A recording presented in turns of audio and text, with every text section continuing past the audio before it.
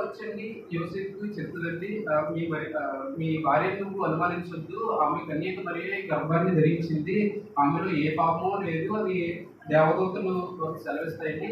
అప్పటి వరకు యోసేపు కూడా నమ్మరండి. ఇవి కూడా ముందే ఎవరికైనా పాపం చేసిందేమో అని అనుకుంటారండి. కానీ మరియమ్మ గారు అలా చేయలేదండి. కన్యక మరియ గారే గర్భాన్ని ఇచ్చారు, గర్భాన్ని దాల్చారండి.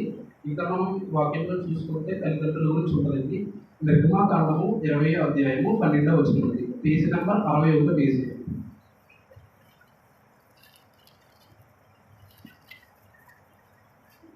20వ అధ్యాయము 12వ వచనం నిర్గమాకాండం.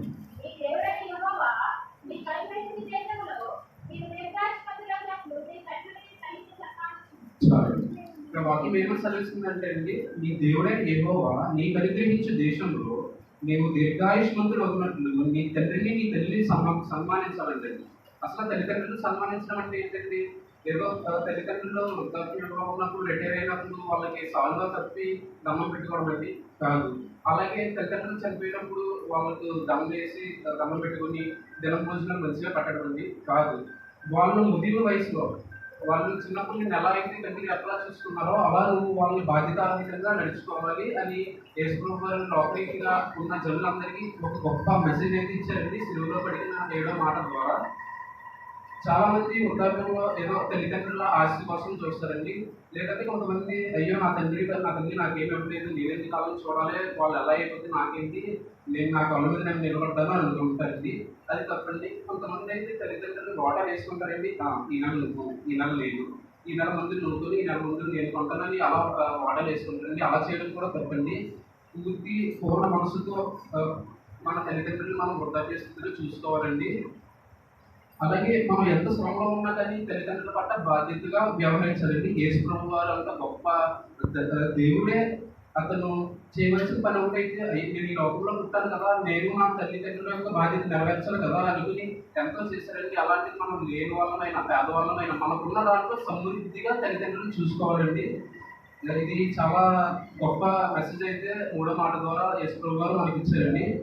ఇంకా చూసుకున్నామండి మనం వాక్య ప్రకారం 1 తిమోతి 5వ అధ్యాయం 8వ వచనం అండి. కొత్త నిబంధనలో 192వ పేజీ.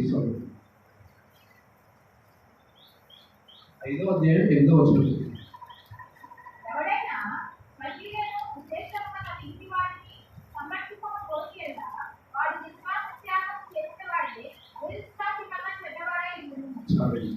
ఎవరైనా తన ఇంటి వారిని చేర్చుకోకుండా వదిలేస్తే, అసలు సంరక్షించకపోతే ఏమవుతామో ఈ వాక్యం మనకు సెలవిస్తుందండి.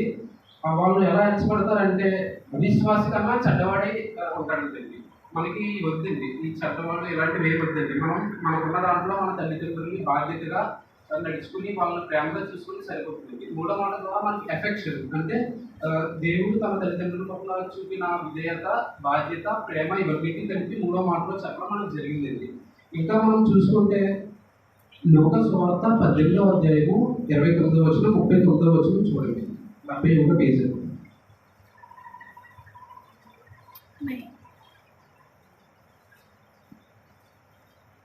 లూకా సువార్త 18వ అధ్యాయము 29, 30 వచనాలండి.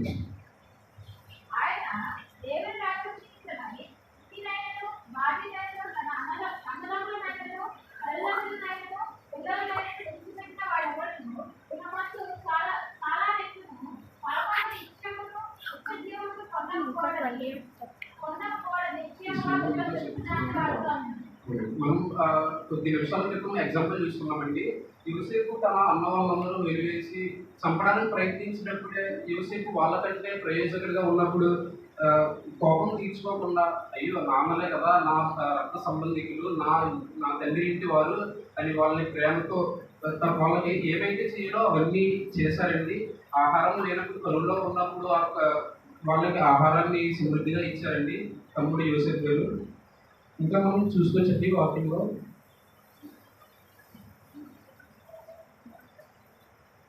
2 తిమోతి 3వ అధ్యాయం 2వ వచనం చదవండి. 195 పేజీ.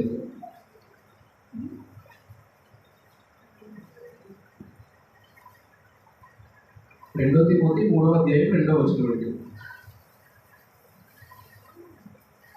ఎలాగనగా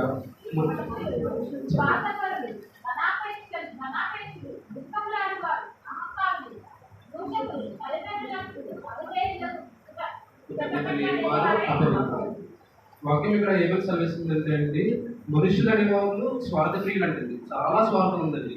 ఎవరైనా ఒక తల్లిదండ్రులు ఏమైనా ఆశించి వరకునే చూస్తారండి. గత కాలం కొన్ని రోజుల క్రితం ఏమైందంటే అండి, రోడ్డు మీద ఒక ముసలావిడ ఉంటే, అమ్మాయి ఏమైంది ఇక్కడ ఉన్నామంటే, అయ్యా నాకు నలుగురు కుమారులు ఒక కుమార్తె ఉన్నారు. వాళ్ళందరూ ఒక మంచి పొజిషన్లోనే ఉన్నారు. వాళ్ళు నలుగురు కుమారులు ఒక కుమార్తె రాత్రి సమయంలో అమ్మ ఆసుపత్రికి తీసుకెళ్తామని బయటికి తీసుకొచ్చి రోడ్డు మీద వదిలేసేవాళ్ళండి. అది ఎంత దౌర్భాగ్య పరిస్థితో చూడండి. అంత పెద్ద దిగిన నలుగురు ఉన్నాయండి, మళ్ళీ ఒకళ్ళు ఇద్దరు కాదు, నలుగురు కుమారులు ఒక కుమార్తె ఉన్నారండి. వాళ్ళకి దేవుడు వాళ్ళకి ఇచ్చిన దాంట్లోనే ఒక్క తండ్రిని ముదిగు వయసులో ముసలి వయసులో చూసుకోలేదండి. చిన్నప్పుడు తల్లిదండ్రులు మనకు ఎన్నో చేశారండి.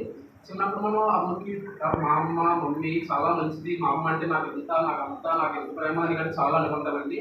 వాళ్ళు ముసలి అయినప్పుడు పెద్దవాళ్ళు అయినప్పుడు మాత్రం ఎవరు పట్టించుకోరండి. అందుకే ఈరోజు అనాథాశ్రమాలు ఇవన్నీ ఎక్కువైపోయినాయండి. ఇది చాలా తప్పండి. మనం మన తల్లిదండ్రుల పట్ల బాధ్యత కలిగి ఉండాలండి. ఇంకా మనం చూసుకుంటే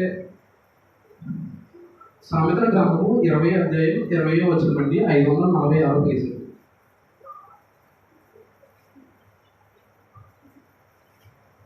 సామెతలు 20 గ్రంథం 20 అధ్యాయం 20 వచనమండి.